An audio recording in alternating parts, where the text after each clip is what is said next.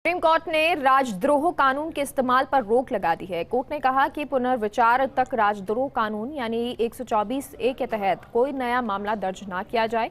केंद्र इस बाबत राज्यों को निर्देशिका जारी करेगा। साथ ही कोर्ट ने कहा कि जो लंबित मामले हैं उन पर यथास्थिति रखी जाए। साथ ही कोर्ट ने कहा कि जिनके खिलाफ राजद्रोह के आरोप में मुकदमा चल रहा है और वो इसी आरोप में जेल में बंद है, वो जमानत के लिए समुचित अदालतों में अर्जी दाखिल कर सकते हैं। अब इस मामले की सुनवाई जुलाई के तीसरे हफ्ते में होगी।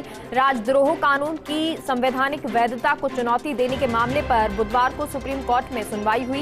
इस दौरान केंद्र सरकार का पक्ष रखते हुए सॉलिसिटर जनरल तुषार मेहता ने कोर्ट को बताया कि हमने राज्य सरकारों को जारी किए जाने वाले निर्देश का मसौदा तैयार किया है। उसके मुताबिक राज्य सरकारों को स्पष्ट निर्देश होगा कि बिना जिला पुलिस कप्तान यानी कि एसपी या उससे ऊंचे स्तर के अधिकारी की मंजूरी के राजद्रोह की धाराओं में एफआईआर दर्ज नहीं की जाएगी। इस दलील के साथ सॉलिसिटर जनरल ने कोर्ट से कहा कि फिलहाल इस कानून पर रोक न लगाई जाए।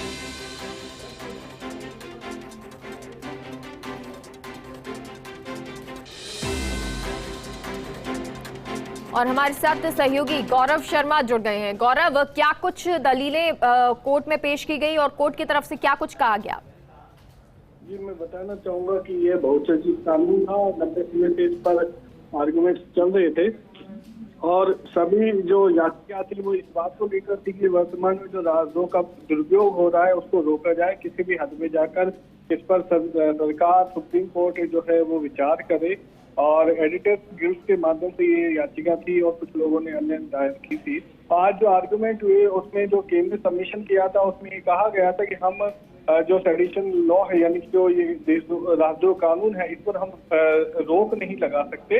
इसके पुनर्विचार के लिए कल सुप्रीम कोर्ट ने केंद्र को निर्देश दिया था कि आप पुनर्विचार कर 24 घंटे में रिप्लाई करें कि आप इसे रोक सकते हैं या नहीं रोक सकते। तो केंद्र ने सबमिशन किया कि हम इस पर रोक नहीं लगा सकते, लेकिन इसके लिए कुछ गाइडलाइंस, कुछ जरूरत आंशिक संशोधन कर सकते हैं, जिसके तहत जो जिला एसपी है उसके निर्देशन में कोई कार्रवाई की जा सकती है और मुकदमा दर्ज किया जा सकता है।